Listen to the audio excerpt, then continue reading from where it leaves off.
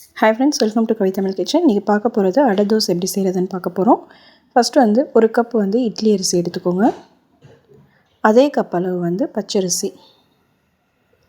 நம்ம எந்த கப் எடுக்கறோமோ அதே கப்ல அளவு எடுத்துக்கோங்க. ஒரு கப் வந்து இட்லி அரிசி, அதுக்கு அப்புறம் ஒரு கப் பச்சரிசி. அதுக்கு அப்புறம் அரை கப் வந்து துவரம் பருப்பு, அரை கப் பச்சை கடலை பருப்பு. இது கூட வந்து 1/4 கப் வந்து பாசி பருப்பு, 1/4 கப் உளுந்தம் பருப்பு. அப்புறம் ஒரு டீஸ்பூன் வந்து வெந்தயம். இது போட்டுட்டு ஒரு 3 to 4 டைம்ஸ் நல்லா வாஷ் பண்ணிவிட்டு இது ஒரு 3 hours வந்து நல்லா ஊற வச்சிடலாம். 3 to 4 hours.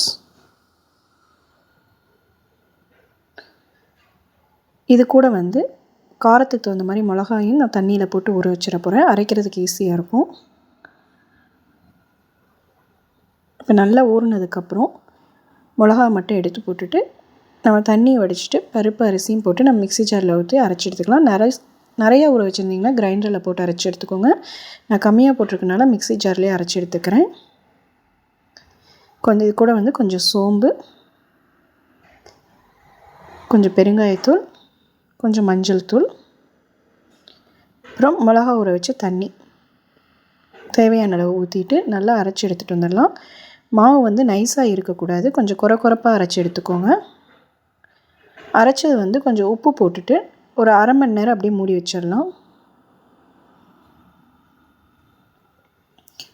உடனே ஊற்றுறதை விட உப்பு போட்டு நல்லா மிக்ஸ் பண்ணிவிட்டு ஒரு அரை மணி நேரம் மூடி வச்சுட்டு கொஞ்சம் நேரம் கழிச்சு ஊற்றுனீங்கன்னா இன்னும் தோசை நல்லா முறுமுறுன்னு வரும். இப்போ இது கூட வந்து ஒரு பெரிய வெங்காயம் பொடியாக கட் பண்ணி வச்சுருக்கேன். அதுக்கப்புறம் கொஞ்சம் கருவேப்பிலை, பொடியாக கட் பண்ண கருவேப்பிலை, திருவின இஞ்சி, அப்புறம் முருங்கை தழை கொஞ்சம் ஒரு கைப்பிடி அளவு முருங்கை இலை, ஒரு டீஸ்பூன் வந்து மிளகு போட்டுட்டு நல்லா மிக்ஸ் பண்ணிக்கோங்க. நல்லா மிக்ஸ் பண்ணிவிட்டு தேவையான தண்ணி ஊற்றி நல்லா தோசை மாவு பதத்துக்கு நல்லா மிக்ஸ் பண்ணிக்கோங்க. இப்போ நமக்கு நல்லா கிளறிட்டோம்னா அடை மாவு ரெடி ஆகிடுச்சு. இப்போ நம்ம தோசைக்கல்ல எப்பயும் போல் நம்ம தோசை ஊற்றுற மாதிரி அடை மாவு ஊற்றி எடுத்துடலாம். ஒரு சிம்பிளான பிரேக்ஃபாஸ்ட் ரெடி. ஈவினிங் நைட் டின்னராகவும் யூஸ் பண்ணலாம். ஃபுல் ப்ரோட்டீன் சத்து நிறைந்தது.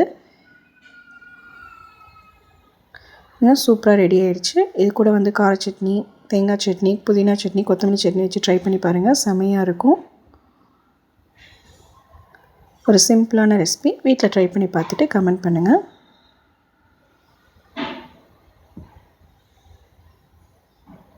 கண்டிப்பாக இந்த வீடியோ உங்களுக்கு பிடிச்சிருக்கும்னு நினைக்கிறேன். வீடியோ பிடிச்சிருந்தால் லைக் பண்ணுங்கள், மறக்காமல் சப்ஸ்கிரைப் பண்ணுங்கள். தேங்க்யூ.